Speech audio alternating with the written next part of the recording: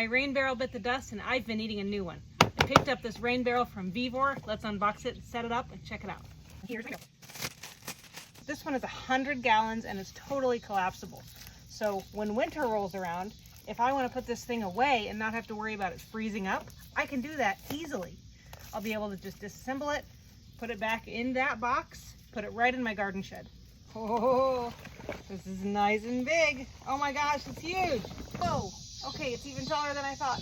Another thing I love about this design is that it has a spigot at the very bottom so you can get every last drop, or it has a spigot at about the 50-gallon mark, so when it's halfway full, you can still get water out of it without having to go all the way to the ground.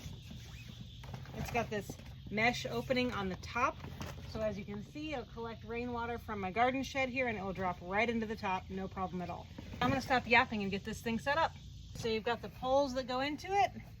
This is called the lotus base because it looks like a flower. Lotus base?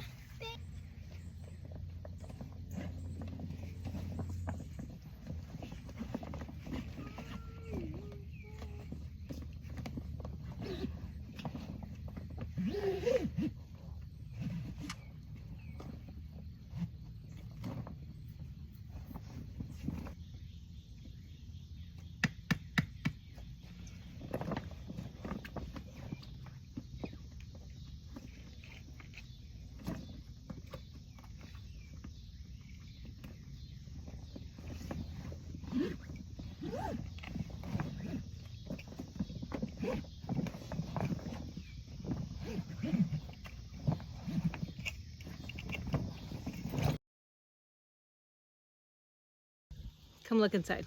So here it is empty, and the instructions say that it will take on better shape once it has some water in it.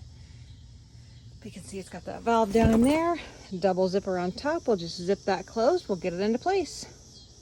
Oh, this is the perfect height. The height is perfect, yes. Oh, I'm excited about that. Let me get the garden hose and at least get this started.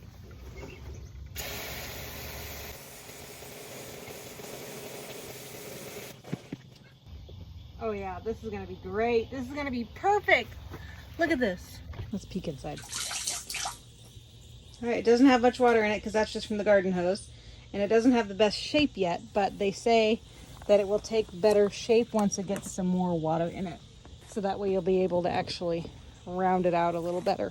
I'm so glad I picked up this rain barrel. I love that it's collapsible.